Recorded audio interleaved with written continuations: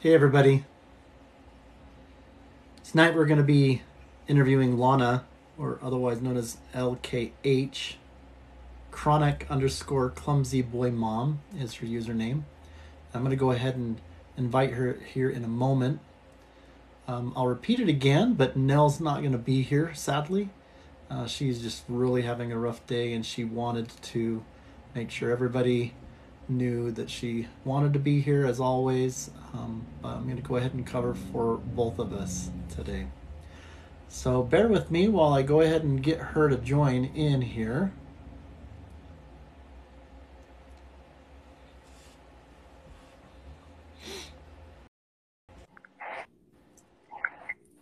Hey, Hey, Lana.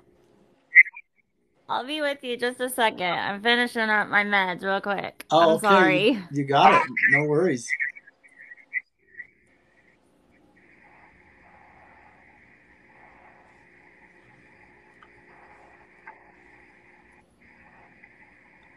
For those that are joining us, give us just a few minutes to get started. I uh, was saying just before we connected here with Lana here live that Nell's not going to be able to be here.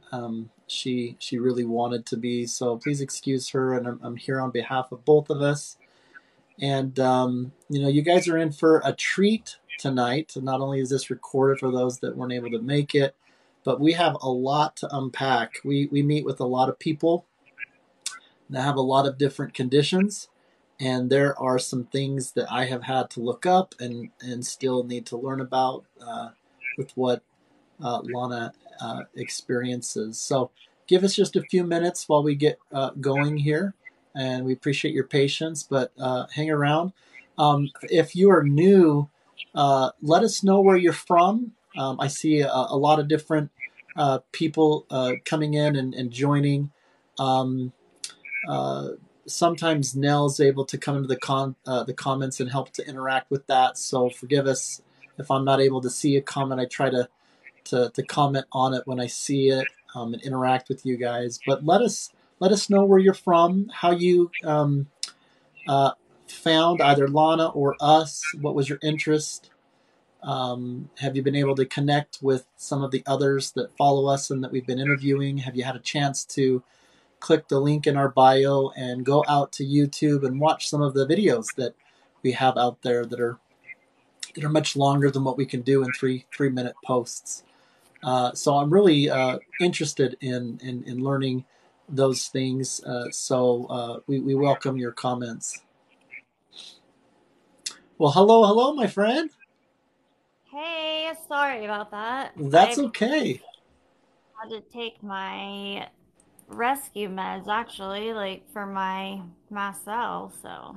That's the spoony life, right? Uh-huh, yeah. So I was Oh, getting around quickly and so no, I I'm understand. finishing up it, I but understand. we can start. You remind me so much of my our friend Misty Marvin. Um, Yeah, do you know her? yeah, I've followed her for a while now. Imp- She's just so positive and upbeat and yeah. If you guys aren't following her, imperfectly underscore perfect, I think is her username. But you look an awful lot like her. She's been involved with our efforts for a while. But yeah, it looks like you guys could be sisters.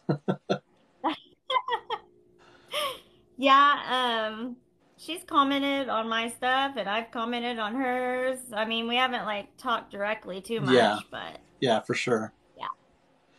Well, and before we also get into a lot of it, Nell, sometimes if she's feeling up to it but not being in front of the camera, I'll sometimes be in another room and she'll be laying next to me but not on camera so that she can engage just verbally. And she wasn't even able to do that. So we kind of have a plan A, a plan B, a plan C. Of course, plan A is with her being all ready to go and here with us on the live. And then the plan B is that she's still engaged, but not on camera. And sometimes she's not even in the same room, but she'll just comment. So I don't know if that's going to happen. But she hates when every time that happens because she loves all of you and she wants to be here and participate. So she always feels bad, and she just gives her love to you so much. So I completely understand. I really appreciate the opportunity. So, yeah, you bet. Absolutely. So just know that we're representing both of us. That happens periodically, but by no means does that mean that you're any less important than anybody that we interview. So she oh no. give her love. Um, Yes, I think well, you can join in somewhere. yeah, and we have more and more joining in. I've got Country Girl that we're interviewing later that's come in. Um, Someone's saying that I think I look like Sean Cody. I don't know who that is. I'll I have don't to look up. either. Someone's saying I look like Sean Cody. I'll have to look that up. But Can I add you? It says invite the host to match. Does that put oh all of our yeah, so information? if you do that, I think that allows for kind of this little game thing where people, Oh, yeah. So like sometimes people when they're having fun and they want to like vote for stuff, they're doing a competition, and I think that's what that's for. So but. okay. Well, there is a lot to unpack. You guys, Lonna has, just to kind of summarize, anxiety, panic attacks, postural orthostatic tachycardia syndrome, or POTS, parasympathetic dystonia, Dysautonomia. gastroparesis, median arcuate ligament syndrome, or MALS, mast cell activation syndrome, or MCAS, hypermobility Ehlers-Danlos syndrome, or HEDS, Charcot Marie Tooth, ADHD, and then just awareness advocate. And there was, we've talked a little bit about POTS on here, but most of those are new. And it never ceases to amaze me. You think that if you have a good thing going where you've got people with chronic pain coming together and talking, that it would it would be, maybe, I don't know, I don't want to say more straightforward, but you really, it, even though it's infecting you like it has with what Nell has with central regional pain syndrome and her migraines and some surgeries that she's had and things, you just realize your own ignorance about how many conditions, and most of them are just invisible, because you're dealing with the nervous system, almost, I mean, even if muscles are involved, or even if you get into, and we talk about even still, like with anxiety and mental and emotional health, depression, bipolar, those are all things still that have to do with the nervous system. and Absolutely. and sadly it's been largely the kinds of conditions that have been stigmatized so much, and it just goes to show that we're kind of in a society, and we're improving, I think, but we're kind of in that society where it's like, look, if it's not there in front of me, if I can't see it, then there's that discrediting that goes on, or the stigmas and things like that. And so we're going to talk a little bit about that as well. And I could, in my research, I kind of looked up some of these conditions to kind of get an idea. I don't want this to turn into me pulling up websites and just kind of reading what people can study on their own. What I really want to do is kind of give an opportunity for you to kind of go back and kind of, however far back you want, in terms of kind of how your story unfolded and how you started learning about some of these things, and kind of in your own words kind of share what these things are, how you came to learn about them, what you go through. As you know, this is going to be recorded for those that can't join. We're going to be uploading it to our YouTube. I do like a 3-minute highlight video afterwards. When we're done, you can do whatever you want with that, whether you want to save it and repost it or tell people to go watch it. So it's kind of up to you what you want to do there. But our hope is, we're booked out with these interviews now through July of 2023. and That is we're official business now. We started conversations. We started conversations about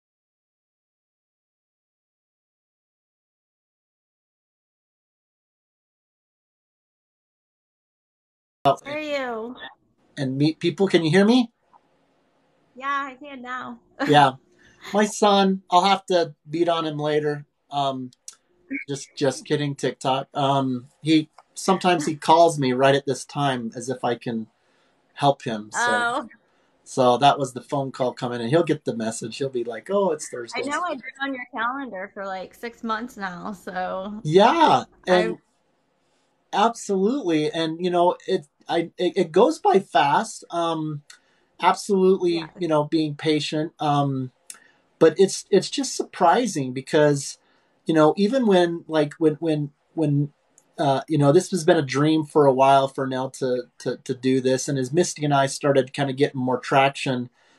Misty Marvin is the vice president of operations, and then I'm the chief operation officer. So there's the That's yeah, and then awesome. and Nell's the CEO. So we're the directors. But when we reached out to the American Chronic Pain Association, we were trying to find a presence, a leadership presence in the industry, and I was shocked. I mean, that to not really see one, quite frankly. I mean, not that they I'm diminishing the work that they're doing. You can go on their YouTube sites. They've got support groups and things like that. They even on Facebook they've got a Facebook page, but they're not on Instagram. They're not on TikTok. Those are huge places where people are looking to try to find people that are representing them. So we don't pretend to be them. They're a 40-plus year organization. We certainly Yeah. are grateful for the collaborative efforts that we have started with them, and so there's even more that kind of come with that. But yeah, it's just an honor to have you be part of it. And we wanted to have your story specifically with what I seen. It really stood out to me, and I'm just excited to hear what you have to I am. say. Yeah, so I'll shut up now, and take it away. Talk to us about kind of how some of this started for you, my friend. Well, I absolutely, for one, just love to bring awareness for all of my conditions. It kind of like gets jumbled in my head, and I get like overly excited or like, trying to tell people about what's going on. And I even get kind of confused and have to be like, okay, which illness is this? Or what, what symptom, what is this from? And uh, earlier this year, I was officially diagnosed with several uh, things that we had been looking for. But so it started with, when I started walking on my tiptoes as a child. Mm-hmm. And that is actually a very common sign for Charcot-Marie tooth. I walked on my tippy toes until I was like 9 years old. I was just reading Well, that. the Yeah, my yeah, doctor, my pediatrician actually told my parents that was normal. I'd grow out of it. And so my parents didn't really think much of it. Um, I mean, they asked several times, but I started to get where I couldn't run. I couldn't, I was running slower. I couldn't, do physical activity as much. yeah. And um, as time went on, like I loved to swim as a child too. And whenever I became like a preteen, swimming, just anything, the pain, I just couldn't handle it. Like at night, I would just cry myself to sleep. My legs would hurt, everything would just hurt so bad.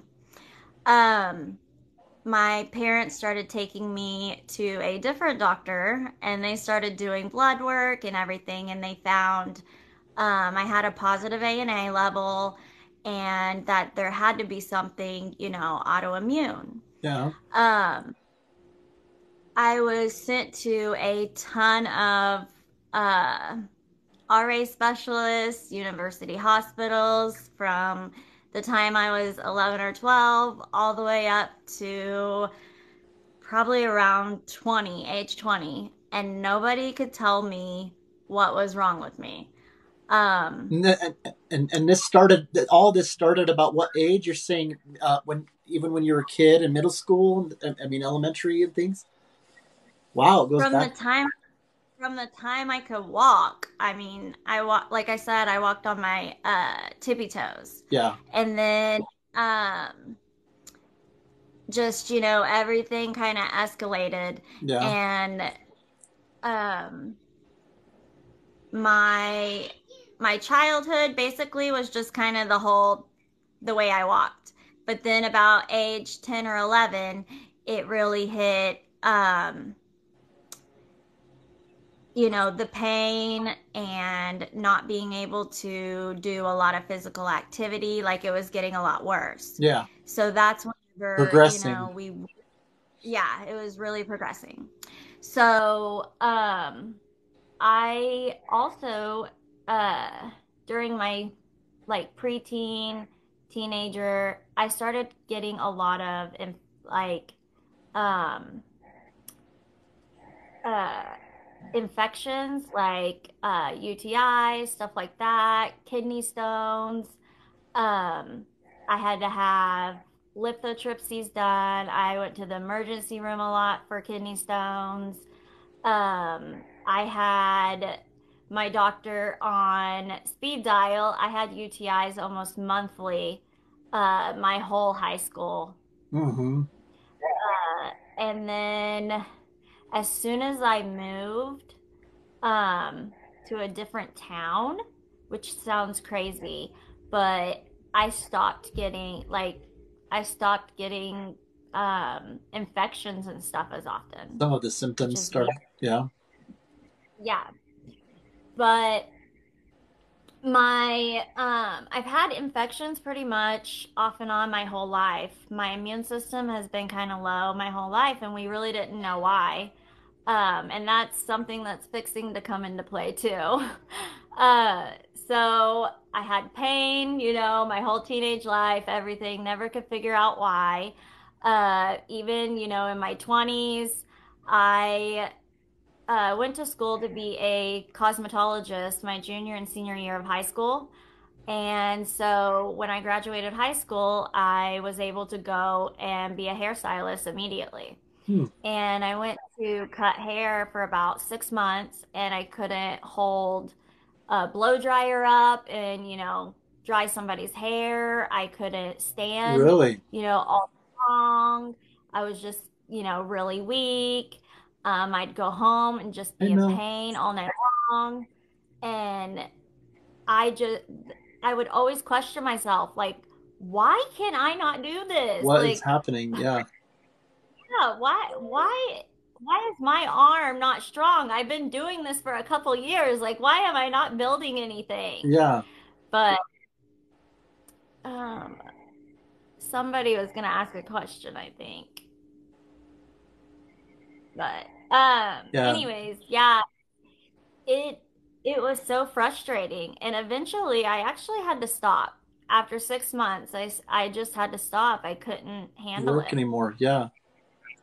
But I actually went and your muscle spasms, do they come with electrical shocks? Uh, Sometimes they do. Actually, whenever I'm fixing to get like really sick, like have the flu or like something like really sick, I start getting these really bad, sharp pains, like shocks down my arms and legs. And Okay. I know like I'm fixing to get really sick. Really, it's That's kind of about, starting to act up. I don't know if you are following Mel. She's one of our friends. We've interviewed her. Her username is Spoonie Mel. But mhm. she'll, I'm sure, will follow you if you're not already. You might already be following each other. But she said that you're basically telling her story. She was a hairstylist before she became disabled. I Oh, mean, okay. so it's just a small world, right? It's just, I mean, what, and the one of the things I also think has been sobering is sometimes when people are sharing their stories, I said this before, but I forget that I'm hearing so many stories now. It's just part of our conversation, you know. But there was a time when I felt so alone. I did not know other people that were dealing with chronic pain, and I remember being there, and it was Misty Marvin and others that I started initially kind of connecting with when I was feeling like, wow, there's way more out there. So I know that there are thousands, if not millions, of people that not only do we know are going through it, but that are feeling like that. They're still feeling isolated. They don't know anybody's representing them. They don't know if anybody cares. They're not connecting with other people. So I just think this is a huge blessing to be able to hear, your story and some of the specifics that we've never heard even, and these other people that we're interviewing. Yeah, and that's why, I am so appreciative. I love you, Chelsea. Thank you for stopping by. Uh, I am so appreciative that you are doing this. I mean, it really does make a difference. Um, I, when you say, you feel so alone, that's exactly, I mean, my whole life, I was like, I am so different than everybody else. Feel Why? isolated. Like, Yeah. and, I did have multiple jobs that I'm like, why can I not do this? Everybody else is doing this. Why can I not do it?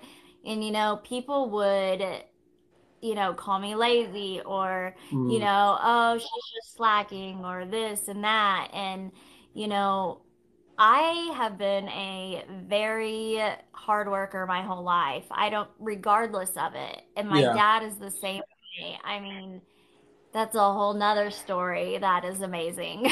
But Yeah. I just, I have never let it hold me back, until recently, with not working. Wow. So, Well, and um, people, there's so many reasons why people are hiding, basically, in that isolation. I mean, we could talk, for hours about bad experiences that people have had with bullying or misjudgments or loss of friends, loss of relationships. I mean, there's fear of what the consequence is going to be. I have to go get my kids. I don't know Okay. what Oh they're. no, that's how many kids do you have? That's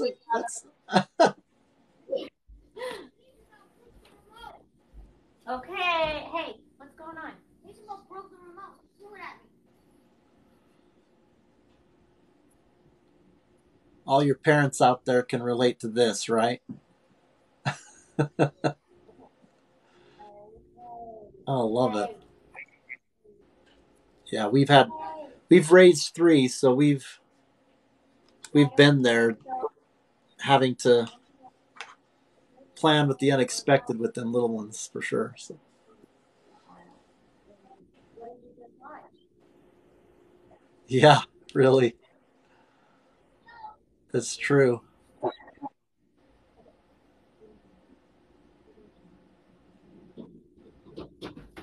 Stop, please. Yeah, getting the grandkids. We've got our first, but I also love moments like this, whether it's technical difficulties that we've caught on camera or whether it's no, it's okay. We were just talking about how that's part of the value is just seeing real life.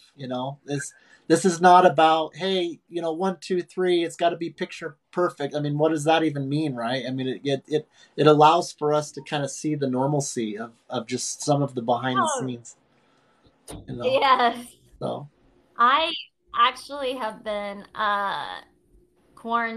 self quarantined for 19 months now with my children. I saw that in your Um, family and not being able to see my heart. I saw that post and my heart just broke. I was like, it reminded me of, I don't know if you follow Andy's journey, but yes, she'll I have be, talked. yeah. So I was on her live, not on her live, but I was commenting and we were interacting. And I've been in contact with her because we'll be interviewing her as well. But but she has just some things going on as well, where you maybe not getting as much of the support as what you guys are all worthy of, and then the mind games that can go into that, right? In terms of your worth and am I deserving of it? And so I'm so sorry, because everybody that goes Oh, through these things are deserving of the best, and compassion and support, and so I'm sorry to hear that if there's some things going on there, and you don't have to share. I don't mean to put you on the spot, but no, my heart I'm goes out to you. open. I'm an open book. I absolutely am 100% open book. If I can help somebody by sharing my story and symptoms, or Yeah. anything, that is what I want to do. Well, and that, and So, I think it's important for people to know that even though there's some positivity in terms of connections that are happening on TikTok, it doesn't mean that things are always that way with things at home or with families and friends. And even though it's lights, cameras, we look normal right now. They don't see, the days in which it's like, forget it. I don't even want to get out of bed. I mean, I have OCD. People can't see that. I have to manage that to make sure that I'm balanced and healthy. And I've got my own long journey that is full of successes and failures. Right. And so people don't see all of it, and we're seeing more of it as we talk, and that's a good thing. But that doesn't mean that if somebody just all of a sudden spent, which sometimes often happens, they come in and they pop out like seconds later, and they're like, who are these nuts talking about pain and nothing's wrong with them. yeah, So absolutely. That goes in, with when I was being um harassed and bullied really bad on TikTok and Reddit a while back. So that's that a whole, I am so sorry. Yeah, and saying that I was faking all of my illnesses, that and you were what? faking all of my illnesses. I was, looking for attention, and it just, I would, for one, To do that. who Yeah. would want this?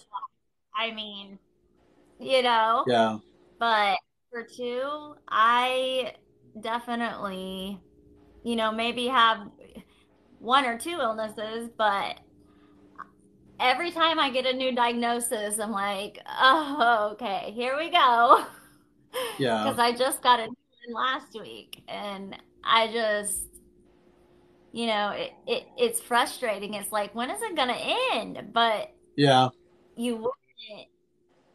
I don't know how you could just fake this, or how you could just like come up with that. Well, it's part of I mean, obviously a big part of all of this is the awareness that comes with the sharing of the stories, but there's Yeah. so much challenging of mindsets and perceptions, and even among ourselves, right? It's helpful for us to be less judgmental among ourselves, because there's, even though you might say, okay, well, great, we're a part of the pain community, the Spoonie community, and there's kind of that kindredness about it. We still have human nature within us, so it's really easy to be like, oh, okay, well, now we're this group and we get this love and acceptance, but who are the superior ones of this group now, right? I mean, who's the ones that are more faking it, or who are the ones that all the different reasons as to why we might play the whole inferior superior game, right? And so we got to be careful with that, because as humans we're going to just do that. We have a tendency to do that, and we got to be careful. So Yep.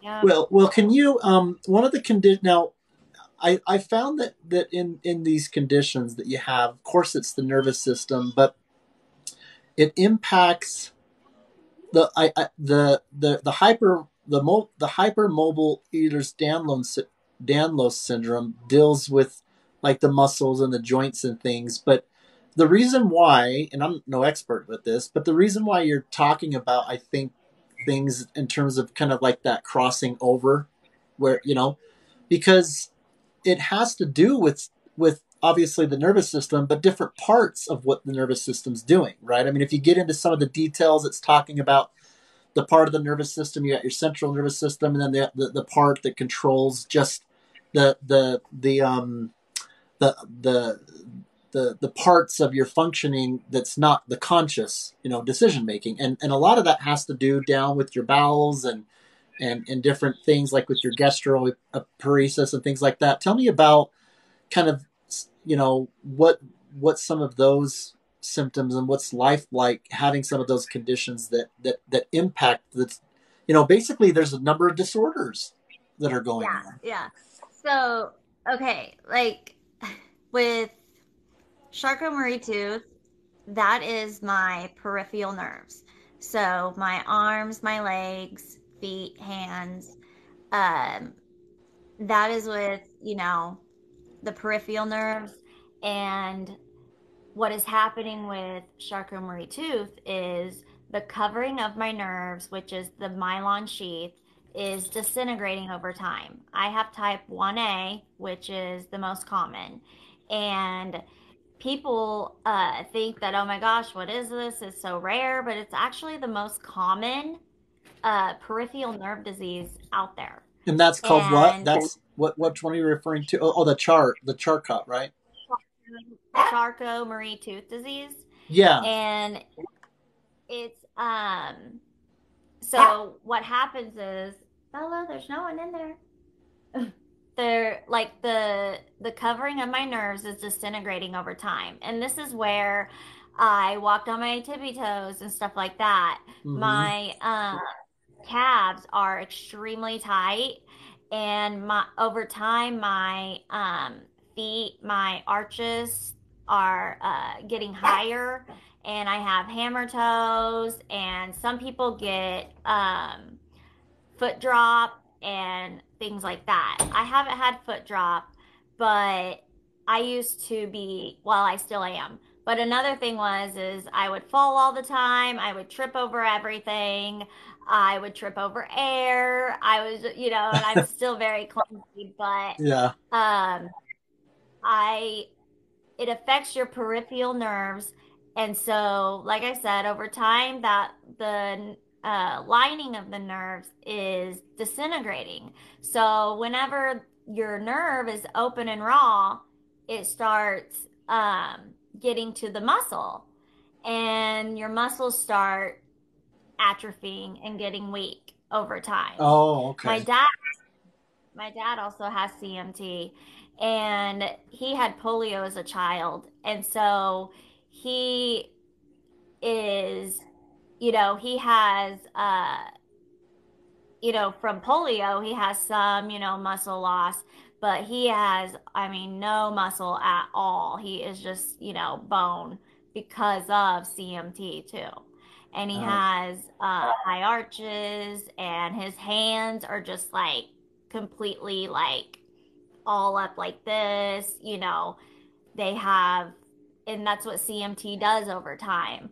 My hands are go numb, tingle.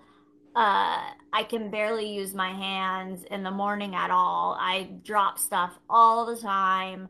Um, they swell a lot in the mornings. They all night long they hurt. I'll wake up 3 or 4 times in the night, and they're just numb and tingly, and like I'll be sleeping, and my husband even like he'll wake me up, and my hands will be clenched like this because they're just hurting so bad. And I would say that my hands have been affected majorly, but I yeah. did nails for uh, I did nails for 8 years, and I didn't know I had Charcot-Marie-Tooth until about 5 years ago, actually. And so, but Ehlers-Danlos affects your connective tissue. And Yeah. so your And joints and connective things. tissue everywhere. I mean, it makes up your whole body. And my RA doctor kept trying, that I actually got about 5 years ago. She was, she tested me for lupus like 3 times a year. She was like, I know you have lupus. Yeah. And it kept coming back negative, and um, but my muscle enzymes started coming back. Um, they were tripling, like about a couple years ago. They started tripling, and they were getting really bad. And that was meaning, my muscles were getting worse. Patrick, yeah. And she said, this isn't from just CMT. Like, you have Something something else. else with CMT, And which we chart and that one's a little tricky condition because a lot of times there's some words that are describing the symptoms and you can kind of get a little insight from it. Charcot, Murray, and Tooth are last names of I think three different doctors that were involved with like the discovering of it. So when I first saw that, I'm thinking, what is that? Some kind of tooth nerve kind of condition, and that's just his last name. So don't let that trick you. But that's the first time I've ever heard of anything like that. Have you tried IVIG for that? IVIG? Have you heard of that? Oh, yeah. There is nothing that will there is nothing that will regenerate the myelin sheath Hmm. of the nerve right now. They are like, I actually work with the CMTA. I Uh-huh. am the Oklahoma branch leader for the CMTA.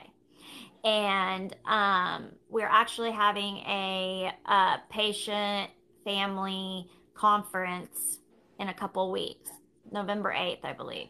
It's the national, That's like, awesome. CMTA. Yeah, and it'll be all virtual again this year. And I get to learn so much about CMT, like, firsthand.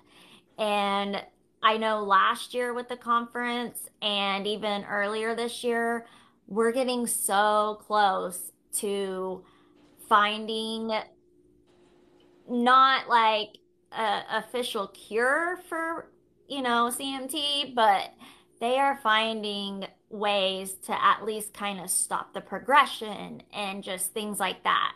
Yeah. I mean, I was told uh, when I was diagnosed, and I actually went to Iowa and seen the top CMT neurologist at a center of excellence. And he told me in my lifetime there will be a cure. So we, us as patients, we actually fund the research. So, I mean, That's it, incredible. You're being a oh, pioneer with not only just talking about it now, but it's mhm. even more cool that you're involved with the organization that's investing in it like that. Good for you. That is amazing. Yeah, and that was like I said, one of my first big diagnoses. I was diagnosed with like hypothyroidism and stuff earlier Yeah. on, and but this was, oh my gosh, this is what's wrong with me. And then I didn't realize I had a whole nother list on the Yeah. side. Well, and But Spoony Mel is her username. She has chronic inflammatory demyelinating polyneuropathy, so CIDP. mhm, And so that's really similar to yeah. what you're talking about with the myelin sheath being impacted and things. And she lives with that, and she, on my end, she's like, you know, grateful for you, and that you're sharing a lot of things that are similar to what she is experiencing. But that IVIG can slow down some of the degeneration. So we were just kind of curious because of the similarities of whether that was something that could be Well, considered. so something that I don't think you had said was I actually have a liver disease too, Oh, and okay. it's called autoimmune hepatitis. I was diagnosed with it 5 years ago. I had gastric sleeve surgery, in July 2016. So I'm June sorry I 2016. missed that.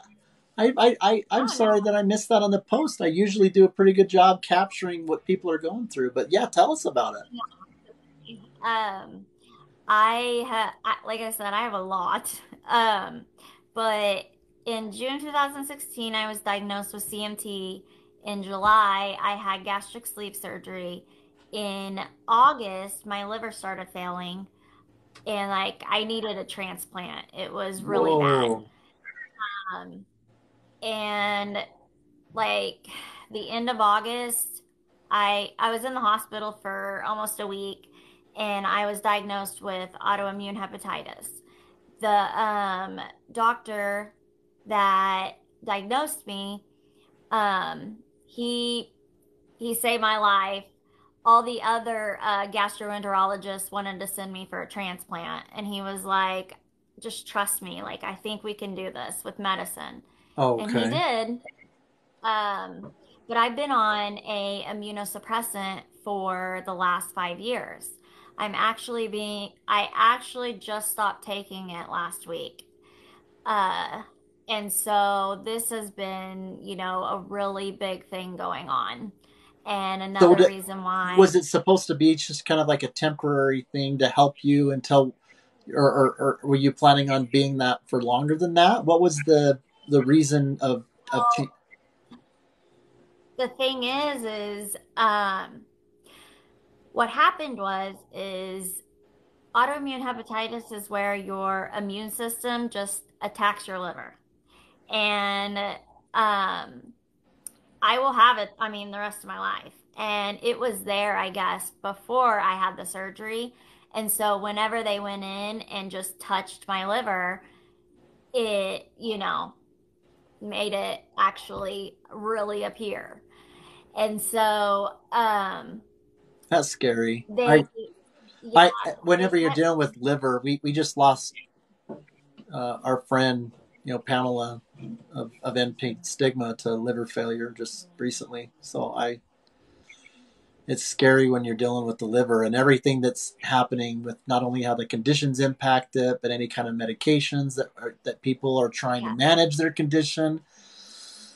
So, And like I said, I've been on that immunosuppressant, mhm. and it's, that's trying to keep my liver from failing, but it's making the immune system. We have a. Is it okay to have her on? We have a little guest here. Do you guys mind if we just? What is Pa doing? Eh. Pa, what you Oh, doing, Pa? what? You're my So friend. cute. Could you support? Hi. Could you both kisses, Nini? Oh, Oh, take and Nini here, Nini, cute. and this Hi. Nini, and I'm Pa. Yeah, Oh, isn't she adorable? gosh, We get to yes. watch this little shenanigans usually about twice a week, and Oh, she that's is just adorable. such. This is my son Mason and his fiance Abby's little girl that just turned 1. And she's saying, "Hi, everybody. Don't feel alone." Yeah, She's adorable. That always makes you feel so good. Like I know. my my nephew Mason just had a baby, and it just makes you feel better I whenever you know have it. little. We are cuddle bug buddies, huh? Can I have a Yes. kiss? Kissy? Noggin? Noggin? Oh. Oh. A kissy? Kissy? Mwah. Okay, I'm gonna go back to talk to my friend. Say bye-bye. Say au revoir. Say au revoir. Au revoir. Say bye-bye. Say bye-bye. Wave. Bye-bye. Oh, that was awesome. Thanks, you guys, for bringing her. See ya. Thank you for still on the show. Oh, thanks for letting me love on her for just a Oh, second. So oh, absolutely. Absolutely. I told okay, my husband that he's gonna have to come in here with the kids too. I, you know what, I don't want anybody feeling, pressured or whatever, but that's something that happens a lot, and we'd love to meet them if they're comfortable with it. So He's nope, my support person, so, yeah. and my kids. Well, the caretaking, right? I mean, I remember talking to one of our friends' husband that's a caretaker, and it was the first time I met anybody like that, and we were able to just talk about what a caretaker goes through and the grief. You go through grieving and then feeling guilty about the grieving. So normalizing that a little bit in terms of, let's not demonize the caregivers that are trying to, find that balance of, still being grateful, of course, with who they, what and who they still have in their life. But there has also been some changes, and so we go through that too, right? In terms of missing the way that maybe some things were, or the adapting of. And so, if your husband can relate with any of that, send my love to him, because it's a whole other story in and of itself, So Yes, absolutely.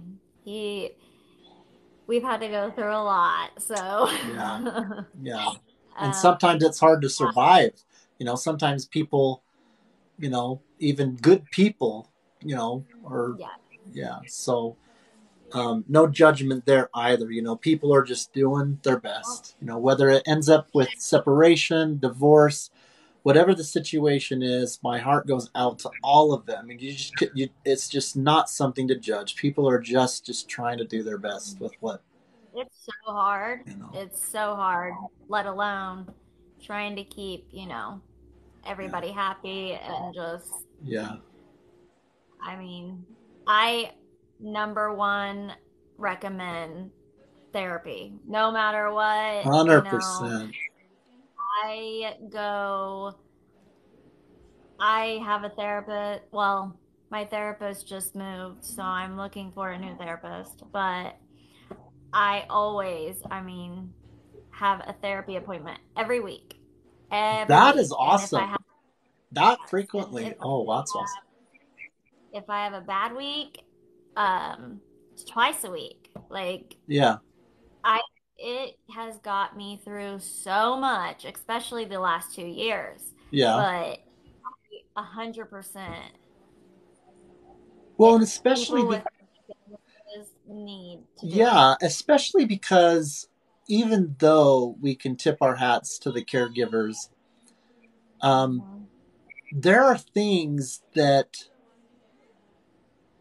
don't have to be included in the share everything, tell everything. I mean, you have some people that might be in the line of thought that, open book means that you don't have any self privacy, or that you don't have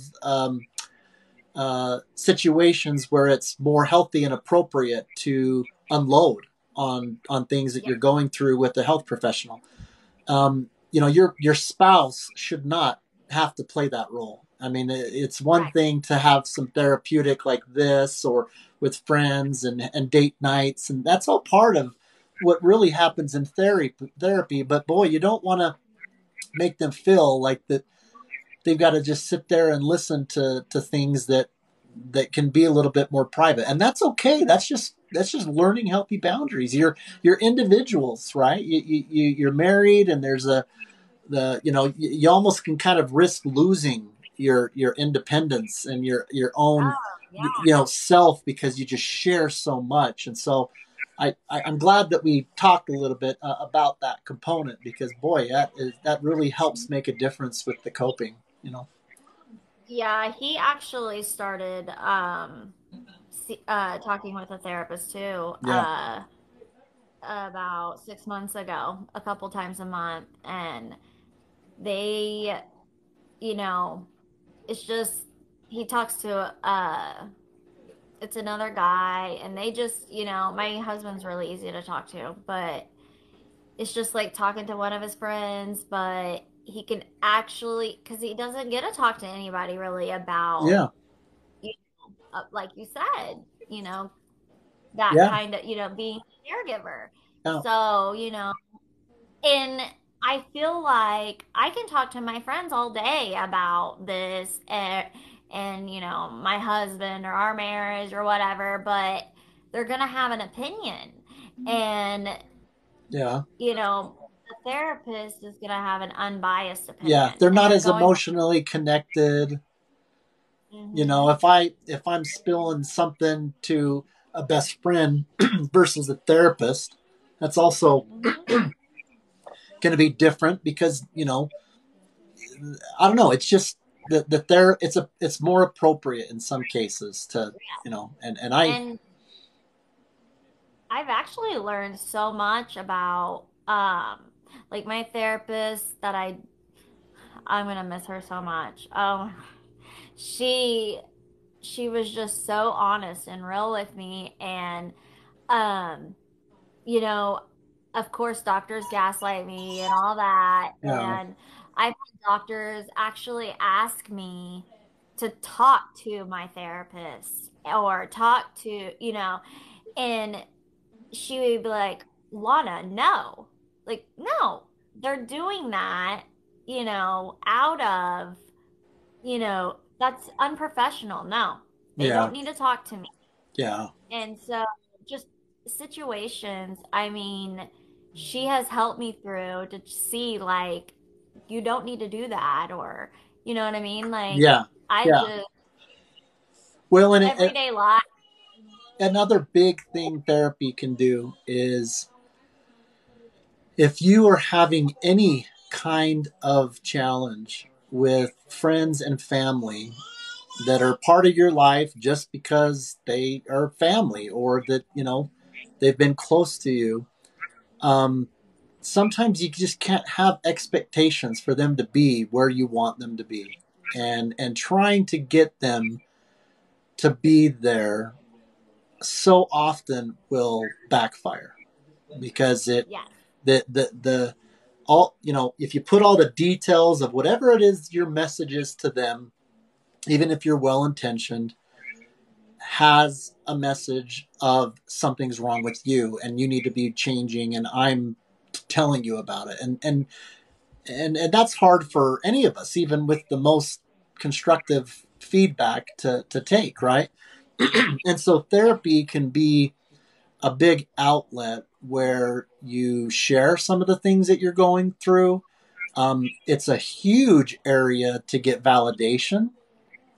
from somebody. I mean, if you're unsure whether you're handling something properly, am I out of line? Should I just be more forgiving? Whatever it is a very safe place with a good therapist to help give you some counsel so that you can maybe let go of some of that.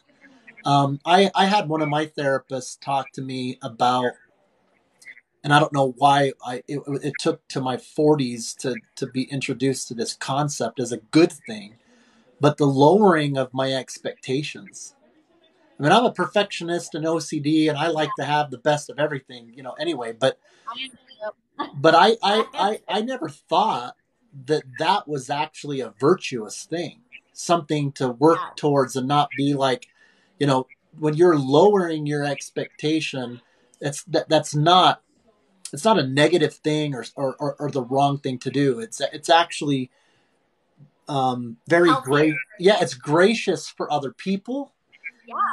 Yeah. It I, you know, I expect too much sometimes, yeah, of my kids or my husband, and yeah, I I want it done like this way, or yeah, you want to be controlling of the situation because you can't physically do something, or yeah. and Or it's listen just to me like, more. I mean, maybe they're frazzled after 8 hours of work, and then you're like, I've got 2 hours of stuff I need to talk about because I've been by myself with all this in my head. And then you're criticizing them because they're not in a place where they can just listen to you for 2 hours, whatever it is. I mean, we can go on with the examples. And I know that, if we had like this open room, everybody would be raising their hand of like, amen, amen, amen, so we get it. So try to find, the value that you can from people online, like we are doing. That's absolutely huge for people to more healthily cope, and we're seeing that. But yeah, don't sell yourself short. Not having a good therapist or being ashamed of it. I've had a ton of therapy over, and I know that so much of my health and success is because of that. If I would have had too much pride or whatever, especially guys sometimes. Not that I'm like being, I don't want to get into like, No, believe in therapy and but all, medications yeah, and a stuff like that. weakness. Yeah, am I being weak? They don't want that. It's a. I think that not to generalize, but I think that that's something that guys just in general have a problem with is that they don't want to appear as weak, and so when you're Yeah. soft and you're an emotional, girls will eat that up, but that freaks a guy out because he's feeling, oh, am I not coming across because I've got my hardcore strength up. So just know, guys out there, that it is actually more attractive, it is stronger, it is more healthy and more virtuous when you take care of yourself like that, and when you're more sensitive to your your My your husband your and I partner. have been discussing that lately. Yeah, Um, yeah. And it's just your mental health is so important. It's so important. And it's yeah, taken, I mean, my mental health is still not where, yeah, it's never going to be where you want it to be, but it just it's always a roller coaster, always. yeah. And there's actually a lot of medications that I can't take because, of my body, but it can actually progress my Charcot-Marie tooth. And we didn't know that Oh, really? until I was diagnosed. Yeah. Oh, we're all guinea pigs When to some degree. That was a eye opener for me. Is that, I mean, I'll give all credit to the professionals out there, and there's so many that are genuinely trying to just do a better job of taking care of people. But whether you want to think of it as that we're guinea pigs or that they're trying to test it out. I aside from our own personal purpose in terms of feeling like we've achieved help with people, if you want to look at it from a collective world standpoint, we're helping advance science and things, right? I mean, you think of what people have done. I mean, you think of the people that would have a conversation and what that conversation would look like 100 years ago of patients Yep. that were helping doctors with then. And we don't have to have those kinds of conversations as much because we actually have it pretty nice with so much. So it's okay to acknowledge that we need to have, more progression. But yeah, it's kind of cool to think that we're all helping in that way, and it's not in vain. So No, I brain fog. it's I okay. don't know what I No, was. yeah, But I hate that. That is one of my big things. And whenever um, I had a Roux-en-Y surgery last October. It's actually 1 year today. I had a Roux-en-Y revision surgery from my gastric sleeve. mm-hmm. Um, because I had acid reflux so bad, and which I still do, that that surgery didn't help me at all. It made me a lot sicker. And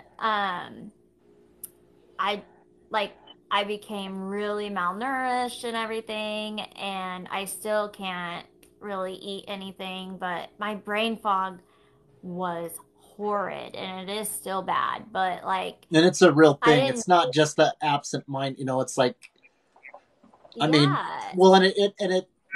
I mean, I'm just beat a dead horse here, but guys, the brain is the central part of the nervous system, and if you've got different things that it's trying to Right. manage, I mean, you're allowed a little brain fog moment here and there, right? Right. Um, Kind of back to the, um, we were talking about how Ehlers-Danlos and CMT and like dysautonomia and everything Kind of connect and combine. everything kind of connect. Yeah. whenever you look up dysautonomia, I mean, it says it right, it can stem from Charcot-Marie-Tooth and Ehlers-Danlos. And so it's the autonomic nervous system, that comes from dysautonomia. So that is, I mean, pretty much, everything. Yeah. Your GI, everything. And Yeah. it controls my vitals, it controls everything. So like whenever and I know I have had POTS since I was probably 10 or 11 years old. I remember, heat starting to bother me, or I would have to go lay down and eat something salty, which I thought was so weird, and I just And that's the heart. That uh, that now we're getting into the heart condition. right, but it's not really like my heart is healthy. Like my heart is actually healthy. Um, whenever I have heart tests and everything, it's healthy. It's my autonomic nervous system that is not, Oh, okay. you know, that's not working properly.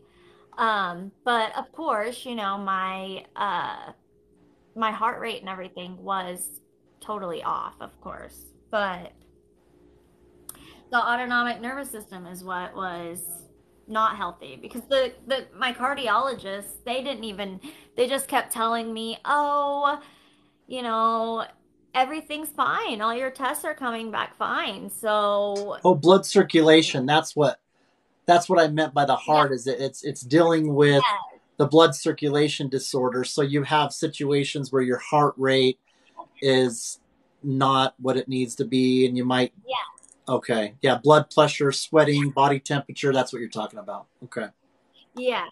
And that's the, autonomic nervous system. That's, I can never remember like how to explain exactly, and that's exactly what you said is exactly, how to explain it. But um my son actually was just diagnosed with dysautonomia a couple months ago, and he's 10, and he has dysautonomia, and we're pretty sure he has Ehlers-Danlos. He tested negative for CMT a couple years ago, thank the Lord. But he has the same signs I've had when I was his age, with the pain, the leg pains, the crying at night, needing the heating pad to go to bed, The and the dysautonomia is the dysfunction of the nerves that regulate non-voluntarily body functions such as heart rate, yeah, blood pressure, and sweating. And and whenever we're talking about this autonomic nervous system, um, it's it has to do with uh, it's the control system that is the unconscious and regulates body functions like your heart rate, digestion, yeah, respiratory rate, urination, things like that. So things that basically we yeah, don't have control over that we would like to just be working, yeah, especially if we're not thinking about it, right? yeah. So, Yes. And after my Roux-en-Y surgery, mine like got way worse. Like I have severe dysautonomia. And we are pretty sure that my vagus nerve got completely cut during the surgery because um, of all of my symptoms and everything. I actually have to do 1,500 milliliters of fluids 3 times a week at home mm-hmm. just to be able to stand upright. I What? can't, I cannot, if I even miss one day, I am passing out, I'm lethargic, I can't even hardly speak without my fluids. So my vitals start going crazy. I end up in the emergency room within a day. So And I've had, you know, I've had almost, I've lost count, 28 to 30-ish throat infections in the last 2 years. Um, and I had sinus surgery in 2019, and after that, I my whole life I've had strep, sinus infections, everything, uh, 5, 6 times a year. And then after I had that surgery, I've had 28 to 30 throat infections. All of my doctors have said, "Oh, it's fine. You just, you have a low immune system. Just be careful." Um, a lot of my doctors that I have been with, this whole time have said, "Do not, you know, do not go out. You need to be quarantined, this and that." Well, here we are, a year goes by and we're like, Yeah. okay, well, what's the plan? I can't keep doing Yeah, this. really. And Holy so snikes. I had started seeing a immune, because my regular ENT, um, I've seen him for like 12 years, and he at one point I was rinsing my nose and everything out with clindamycin. Like anytime I'd go somewhere, I would rinse my nose out with clindamycin. Or I mean, that was where I was at. And I was still getting infections. Have they taken Um, them out? do what? Did they take them out, your tonsils? Or did that have anything to do Oh, with it? I haven't had my tonsils since I was 9. Oh, really? Oh, okay. Uh, And you still, so yeah. And so, several times, I tested positive for strep over the last 2 years, but I've had so many, throat cultures. I would get like big lumps in my neck. I dang. started having like I would get like these big sores and stuff like right here and like around my face around the time I would get the infections. So my ENT would biopsy them and they came back as regular pimples. I'm like, no, they have to be something. And then he just biopsied a lump because I had a huge lump right in here about a month ago, and he biopsied it, and it was just a lymph node, like that was really Like a swollen. swelling or something? And then I like these like right in here in your neck, the lymph nodes in there, like they will swell huge and just be so sore, like you can't touch them. And uh I just had an infection a couple weeks ago, and I have an amazing complex doctor that has been taking care of me for about 7 or 8 months now. And he is the only one that has been like, no, this isn't normal. We have to find out what's wrong. And he has worked with my ENT a little bit, but he actually did a test to test my white blood count and my bone marrow. Mm-hmm. And we found that my natural killer cells were low, and my B cells were low, and my T cells were elevated. So after he actually gave me an antiviral medication for a couple weeks just to see if it would do anything. And we retested, and the antivirals didn't do anything. But I will tell you that this is this is like how my life goes. Like I want to give you an example of a day in my life. Yes. Um, so this is how a small town Oklahoma. I needed this one test done, and you would think, okay, you're just getting a real simple white blood count test done. So one hospital took the test in June, the end of June. They lost the test. The end of the next week, they retook it. Month went by, never heard from them. Finally called them, never ran the test. So, we finally get the test done in August, the end of July, August. I have been to 5 different labs, and one lab has ran it correctly. Um, in 1 week, this was not this week, but the last time I had it ran. In 1 week, I had to have it ran 3 times because they ran the wrong test each time. And I went to an infusion center so they could do through my PICC line. The nurse spent 2 hours trying to figure out how to run the test, and the doctor told her how to do it, and she didn't want to listen to him. She told me I'm not doing it that way, and she ran it wrong. So I sat there for 2 hours for her to do that. And then she ran it wrong. So a couple days later, I had to go, and that was an hour drive there. And I can't drive, so my husband had to take off and drive me. And then, no, my friend actually sat in the parking lot with my kids that day. That is what had happened. And then,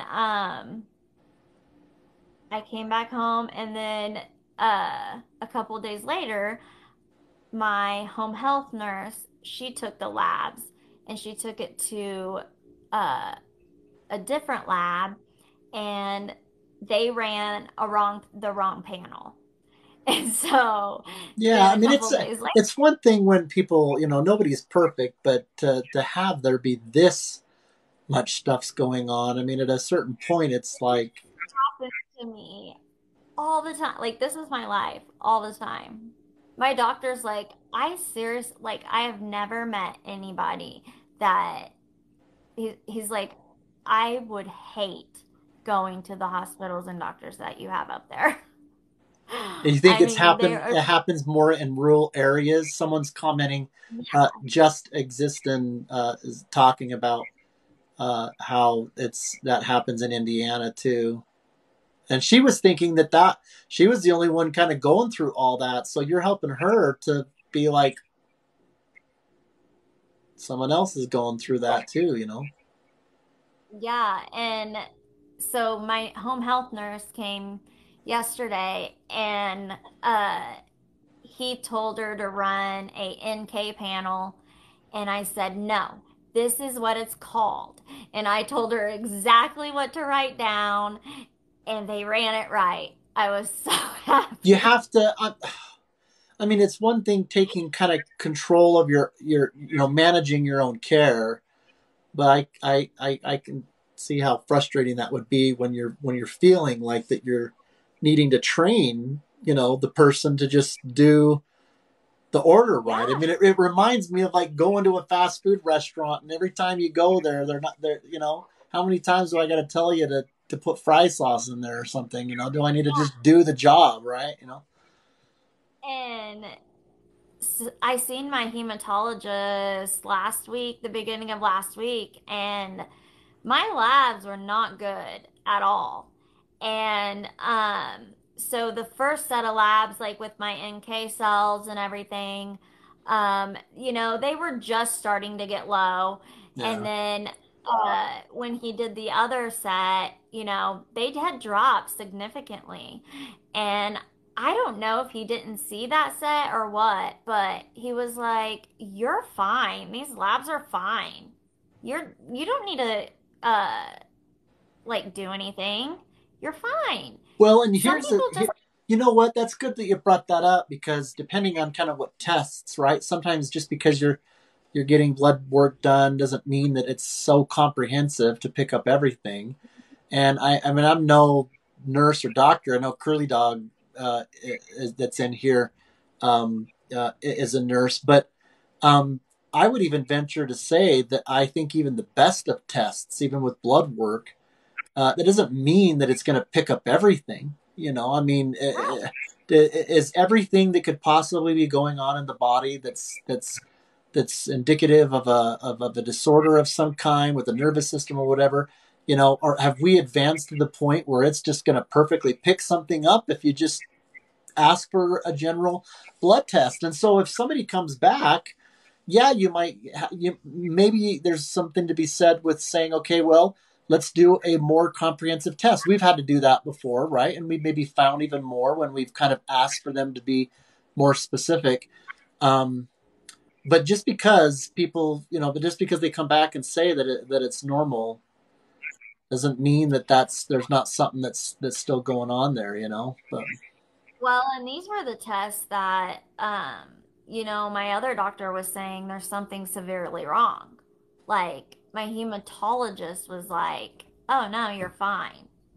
And yeah, so that's what was scary. But the next day I found out that I have a rare genetic immune deficiency. And that causes reoccurring um, upper respiratory infections. And so I have wow, had infections, my whole life. I've had upper respiratory stuff. yeah, And um, there is no literature past 2015 on this disease. Like, yeah. And so my we're doctor we're doesn't just even kind of see. getting into understanding for them to even have the some of the answers. But we started talking, my doctor and I have been talking about IVIG, but we have to, with my liver, we have to be really careful because, coming off the immunosuppressants, Mm-hmm. um, we can't scare my liver and, we don't want my liver to fail. Yeah. And then, which my liver's, I've been off for about 2 weeks and my liver enzymes are looking great. So Oh, good. that's a really good sign. But, yeah, it's just like I have all these different things that we have to look for, and like we have no idea what the treatment's going to be because there's hardly any literature online about it. I mean, we're gonna have to. He's actually talking to a geneticist in Galveston, trying to figure out some kind of treatment. So I'm really hoping we can figure something out. But Yeah, it's a bittersweet because we talked about earlier how we're being part of kind of pioneering some of this stuff and just having a positive attitude about that. Well, at the same time, it's easy for us to just overestimate doctors and scientists, right? If we don't know something, someone has to, right? I mean, it's just that I just am not aware of it. I think that if even with the most knowledgeable and all the knowledge that's out there on the internet, if we were to, you know, realize how much is not known, it kind of is scary, right? And because there's a lot, even the most knowledgeable doctors, uh, oh, absolutely. acknowledge. And yeah, I don't know what God's doing to us, but sure, Oh, yeah. you I know, know that that's one thing is, you know, I have always said that God has a plan for me, and I know that everything happens to me. I always tell all my doctors if something is going to happen during the surgery or during like if I'm taking a new medication or anything, I'm like, yeah, okay, if there's a crazy side effect, it's going to happen to me, or if it's yeah, and it usually does.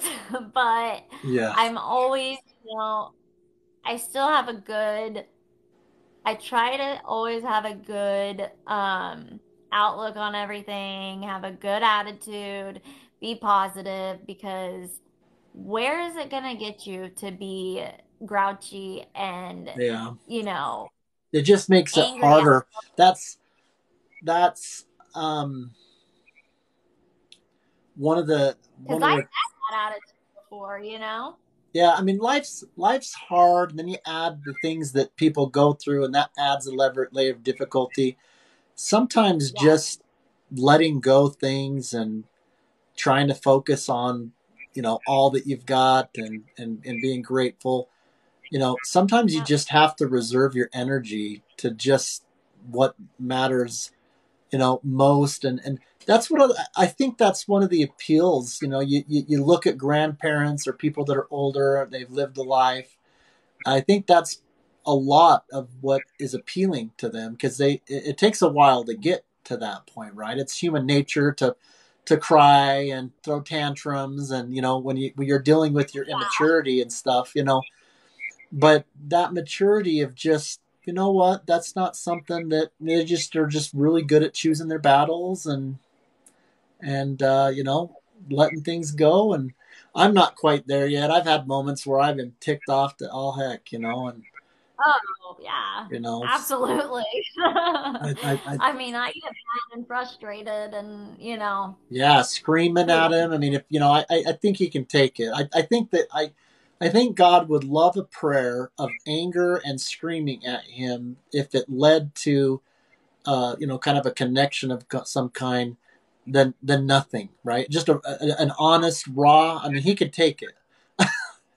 So if, yeah, if yeah, if if you're not having any kind of connection, if you're feeling like there's, what is the purpose? Is there even a God? That's just at least my personal, belief and feeling, is that, look, just give it a shot. Don't have to. It doesn't have to be, rehearsed. It doesn't have to be all pretty. If all you want to do is just, yell at him, is what the heck's going on, he'll still work with that to have good things yep, come from it. So yep. I actually, after my liver failed, I've always told people that I always have faith. I always have faith that, you know, I will be okay. I yeah, mean, I'm never going to be healthy, and I had to actually kind of have this conversation with my husband a while back, because I feel like sometimes he has, wool covered, his eyes covered, thinking that I'm just one day going to be better, and I'm not, yeah, I'm not. And but I always have faith that there are better days. Like, even if I'm, yes, I'm going to have bad days and all of that. But this is what I say, we have seasons. Like, our yeah, chronic illnesses have seasons. And I'm just going through a really bad yeah, season right now. yeah, I mean, it's like a tornado, hurricane, all kinds of stuff right now. But, once I get through this season, and it gets better, I'm gonna have better days. And yeah. then hopefully I'm not gonna have a bad season for a while. That's right. But you, that's just literally what I hope for. And like, I just keep thinking that. That's all I do, is I just keep thinking that and having faith that I'm going to have a better season coming ahead. I love So, that. I love that take on it. I love how mhm. inspirational that is. It reminds me. And I'll share just a little bit of vulnerability with you. I didn't realize it was a pride issue, but I've struggled with pride in the sense that I've really felt like I'm too good to have to deal with this. No matter the miraculousness, and you can't deny how amazing our bodies are. As it's kind of like my soul, and a defect I think that I had was kind of like, okay, well, wait a minute. I'm this eternal being that and I've got to cope with this mortality. I'm above this, and so it's been humbling to kind of be like, no, I'm not too good for my body or for anybody else or humanity. So it's kind of embarrassing that that's been something, and maybe you guys can relate with that to at least some way. But learning that is actually kind of a form of pride. I'm not any better than anybody else, and if we've all got to kind of go through all this together, I had to really work on that ego and that pride and be like, you know what, I've got OCD and it's a very real thing, and I'm talking about it, and I'm not going to be ashamed about it anymore. And it's not something that I have to be embarrassed about. I can, and it's humbling. But it took a while for me to get that point. I was at a point once in my life where I was so opposed and wanted to reject so much of what I was experiencing that I would be like in a space of I'd rather die than have to go through this. And not just because I wanted relief from pain or something, but Right. because of I can't bring myself into acceptance of something that's beneath me. And so Yeah. that's pretty sobering to kind of admit that. But Yeah. hopefully I'm in a little bit of a better place now than where I was. But it's hard, I mean, it's It hard, is you so hard. guys. Yeah. I appreciate you sharing that. Yeah. Yeah. I mean, we all want to have bodies that work, and we've all got these ideas of what we want to change and improve and things like that. So whether it was something as serious of what I've just described, or whether it's just Yeah. a common insecurity that maybe doesn't have to be an insecurity anymore. Maybe Right. that insecurity is a realization of, wait a minute, okay, I got a little bit of fat on my body over here. I got broke out with some acne. Okay, doesn't determine my worth, and I'm okay with that. Yeah. It's something I think we all can take, learn from. Yeah, um I mean, I can definitely, you know, what am I trying to say? Here comes the brain fog. No, yeah, I can relate. yeah, we're talking about, and I think, yeah, I think most people can, and I think everybody. I don't care if you choose Brad Pitt, you choose anybody that's out there, and I swear to you, there's something about themselves that they feel is something to be embarrassed about, or something that they don't like. I promise you, it just and so yeah, someone was saying just kind of normalizing, right? Finding a new norm is is That's what I've had to do this last year. I mean, um, before my surgery, I, you know, I was, I was getting all these infections, but I wasn't, I was in pain. I was getting all these infections. I was sick. I had my, illnesses and everything. And I wasn't even diagnosed officially, with Ehlers-Danlos and all of this, right. but I still tried to get up and, like, do stuff with my kids and, all of that, be a mom. Yeah, And I just, um, but I still tried to always, like, make sure I fixed my hair and my makeup and do yeah, all that, yeah, that's just a part of me, yeah, and do my nails. And like I said, I was a nail tech for 8 years and I've never not had nails. And, yeah. like, so me not having nails Yeah, or was a even big and deal. being in the cosmetic industry. I mean, it's a good. I mean, it's fine and healthy. My Nell loves makeup, and she likes the blingy, and I mean that there, we don't have to send the wrong messages if taking care of ourselves and No, just trying to be our best selves. But dang it, if you have a day where you don't have makeup on and things like that, just still know that you're beautiful, and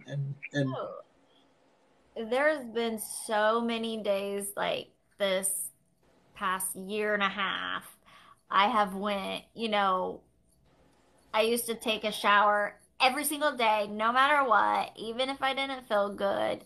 And I will go 2 days without a shower Yeah, and I'm like, I have never done that ever. yeah. And Stay at it's home in like, sweats. That's I. yeah, I mean, I don't leave my house anyways, but I Yeah, never would like, I still, have my routine and stuff. But yeah, this year I have been sick, sick, sick, sick. And I just, my whole demeanor has changed. And I never in my life would have thought, you know, I would have not taken a shower in 2 or 3 days, yeah, yeah. or not had nails, Yeah, or like you wouldn't even consider that. You would just reject the idea because it was, whether you want to think of that as that's lower than my standard or beneath me or expectations, all these things that we're talking about, they ironically, if it's getting in the way of our functioning, of keeping things balanced, our priorities, it's time to kind yeah, of keep it in check a little bit, right? yes, and my therapist, she would tell me, um, what are you gonna do for yourself this week? Like, what are you? Because she'd be like, I don't see any nails on. Like, you need to Yeah, do something for yourself. yeah, You're always taking care of your kids, your husband. You are sick. Do something for yourself. So that would make me like, okay, like I can sit here and do my nails. So hmm, that is something that people need to think about, yeah, um, especially with chronic illnesses, and hmm, pain and everything. We do go through so much and suffer, and our mental health and everything. We're always suffering, but at least once a week, you need to do something for yourself, yeah, regardless. yeah, Think of any, absolutely. yeah, Yeah, there's all these kinds of things that we're learning about that brings pain, but so much of the pain is people not being in a place that they're deserving of with their worth, their yes, sense of self-worth, whether it's because of experiences with people, messages of society, not feeling like that they have peer groups that share their same values and are giving them the right feedback. The list goes on and on. And boy, if there's also a gem that we could take away from this, is that you've got tremendous value. In fact, if you on any given day want to find an error, chances are it is because you are underestimating, and in most cases significantly, your true worth. and yeah, and and that feels, when you heal, if that speaks to you, and if you find that that's an area that can heal, even if there are other places that can't, and you might have to cope with various things, to have healing happen where you're actually feeling more self-worth. I know, I and believe that our Heavenly Father wants that, and so let that seed, in a little bit, and give it a little water, and if that's something that you're struggling with, or if that speaks to you, because I think we all uh, can get into some self-sabotaging against that truth and believe far too many lies. So be careful with that. yeah. You know.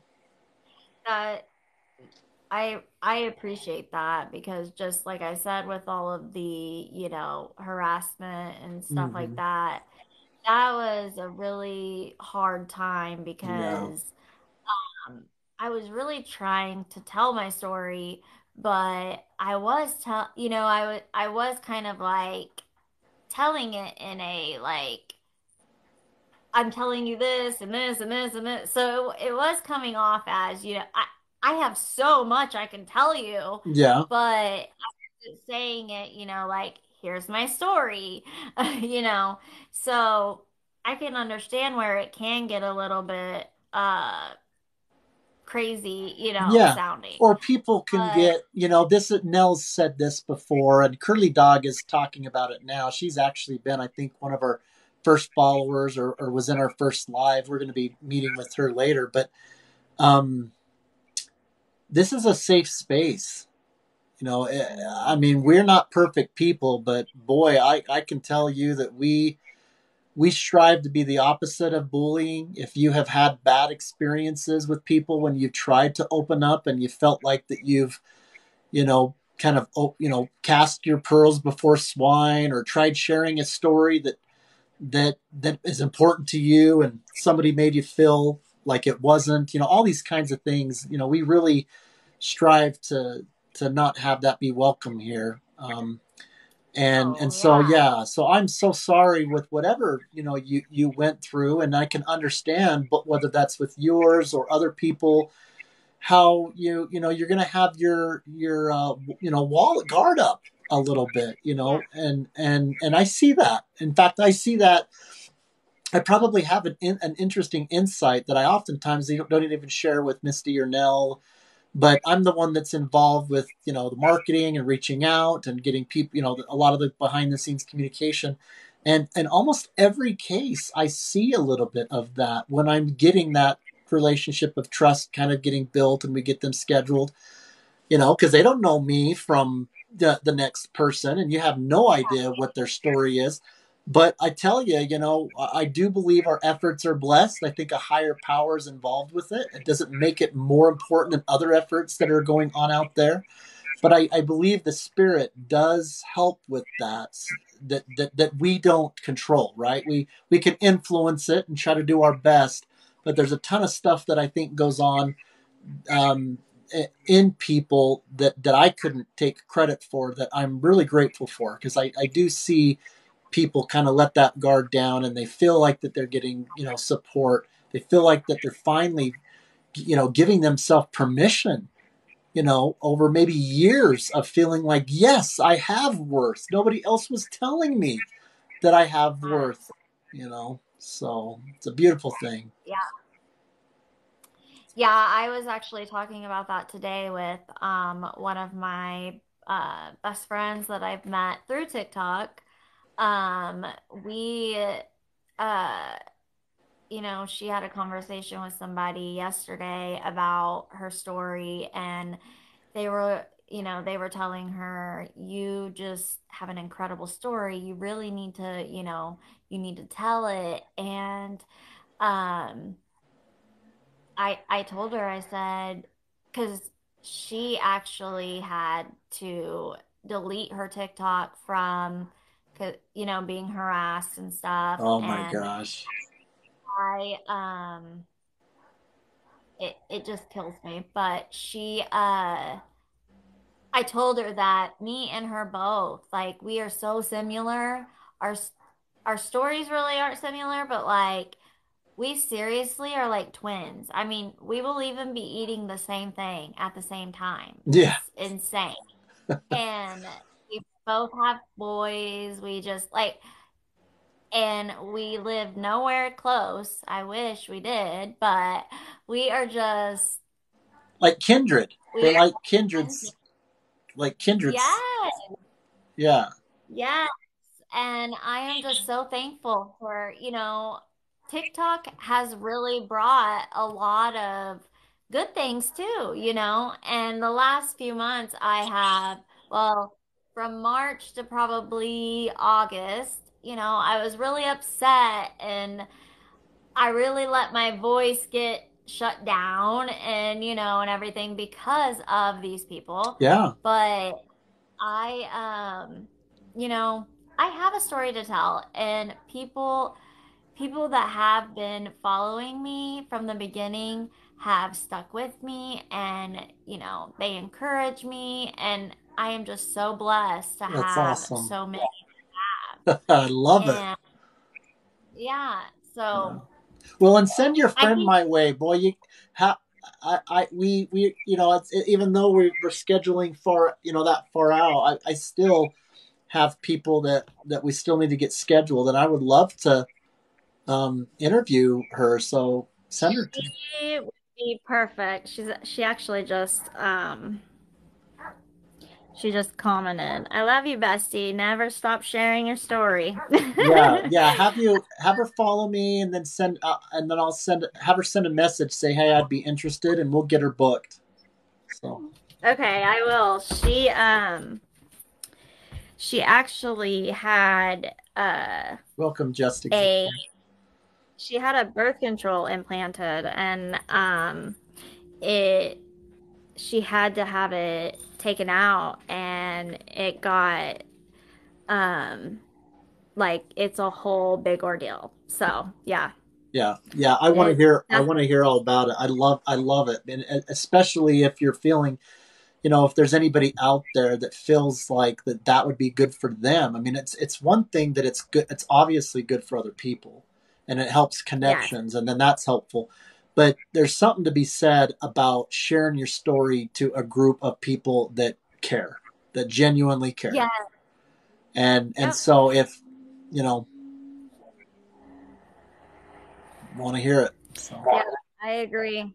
I agree. It's crazy that you find strangers that care. Like you just Yeah, well, we it's interesting because a lot of the conversation, and at least the spirit of the conversation that we have with every one of the people that we're talking to, is the fact that we feel like that they're what we call kindred, kind of a kindred yes. spirit.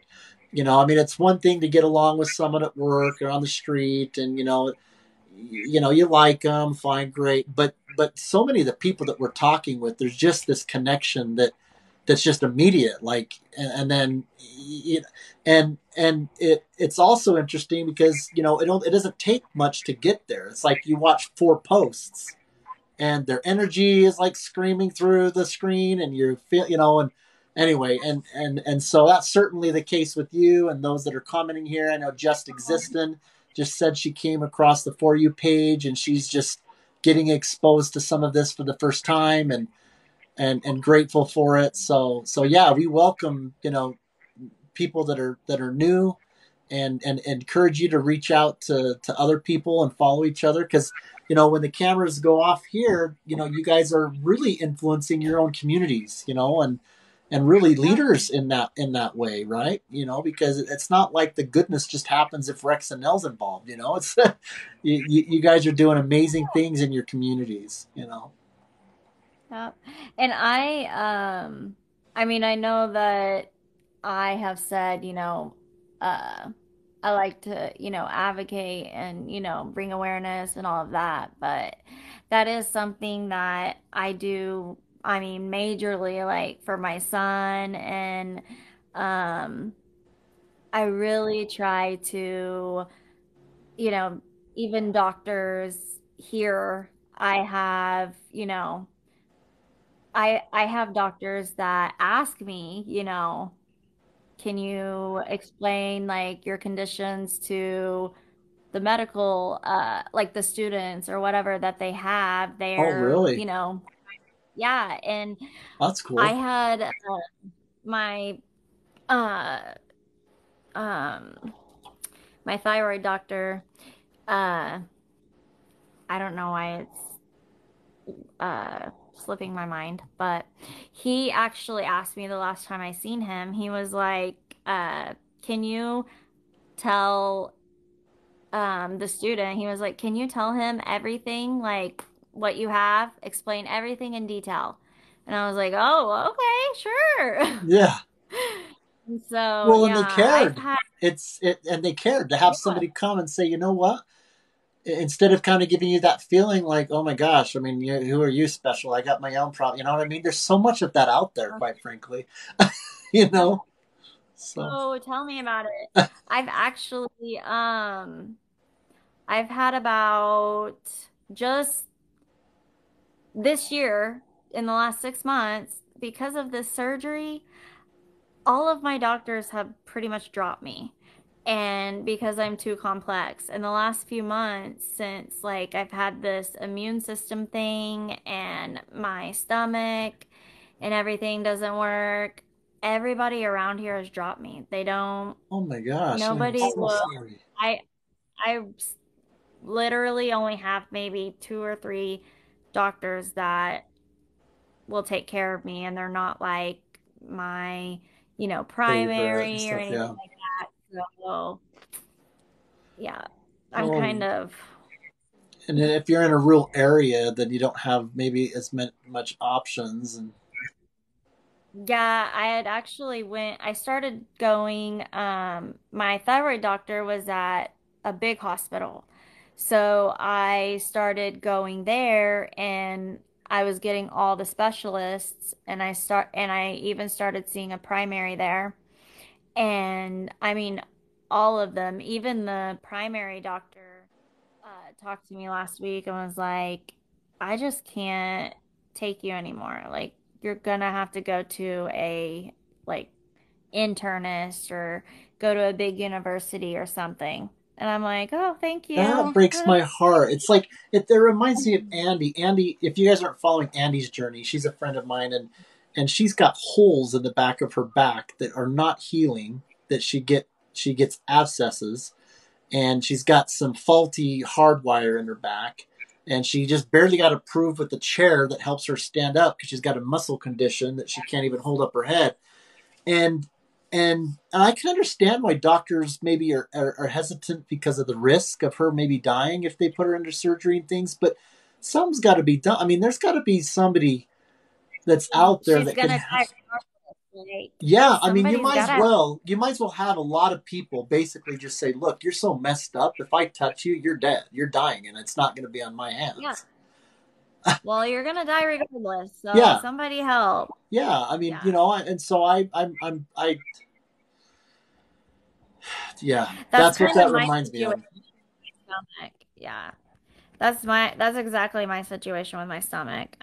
All the surgeons I've seen, nobody wants to touch me. So, I'm sorry, you guys. I mean, it's sickening though. Whoops. No, I don't want to try that. But yeah, it's so sad and it's not fair. And um if my gastroenterologist that I seen for 4.5 years, with my liver, if he would have actually did the work and like did more testing and actually listened to me, whenever I told him I was in so much pain, because I complained. I mean, every single doctor's appointment that I had stomach pain, and he just blamed it on my acid and, my The reflux, gastritis. yeah. Yeah, and I have gastritis. I've had it for, I mean, 15 years, but um, you know, I had mouths the whole time. I've had mouths. And so if he would have said, well, let's look further, um, but he didn't. He Yeah, just like he just did a couple scopes over the last yeah. 4.5 years, didn't see anything besides gastritis, and was like, I think you need a revision surgery. And so Well, you need to now keep I'm me, screwed.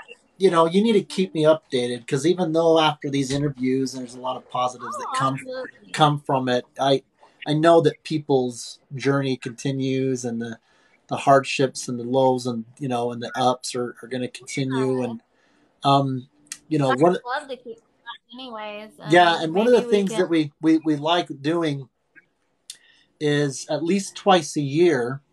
There'll be a Zoom invite that will go out to you, and so we just barely did our first one when we turned TikTok purple in September for chronic pain awareness, and we had about 10 to 15 people of past guests and some future guests join in the Zoom call, That's and awesome. and Yeah. so that's going to be a tradition. So at the minimum, watch for that because as you watch additional guests and things, you'll have an opportunity if you're interested in joining them and you're just kind of part of the family, right? And so we love doing that. Um, um, and of course, we'll continue to follow you. And I love your posts, and you're so creative. You have a creative way of sharing your story, even with what you have the ability to do in 3 minutes. So keep doing that. So. Thank you. I really do appreciate the opportunity and getting to know you guys, and I really hope I can talk to Nell sometime too. Oh, she's Just gonna love you. Yeah, she. I'll make sure she oftentimes will go out, especially if she's not able to make it. She'll go and watch the videos, right, that we upload because this is recorded. yeah. But Oh, yeah, uh, reach out to me in a message, and I'll be sure to let her know. In fact, I mean it's obvious that because of the announcement post, but sometimes we have a secondary count that's a spoonful of sugar Nell, and this one is mhm. spoonful of sugar Rex Nell. So Yes. if you ever interact with her, she's not on as much, but yeah, I'd love to have her connect with you and you have an opportunity to talk with you. So Like I said, if any opportunities that you have, or want me to speak with someone, anything, I'm always willing love to it. anything. So, Well, love it. Well, education goes a yeah, long way. yeah. Well, I give your husband and kids, our love. It's okay that they weren't able to kind of poke in and say hi. I just, um, I can't believe he didn't show up. yeah, He's that in that his room, so his man cave. no, thank them for letting us borrow mom for a bit, Yeah. and especially from caretaker to caretaker. Give my love to your husband because I can really empathize with what he goes through and really look up to him, and keep doing what he's doing. So. But go take So, care of him, and you have a good night. And I'm looking forward to keeping in touch. Okay. absolutely. Thank you so Oh, you're much. You welcome. Okay, we'll see ya. All Bye. right. Bye.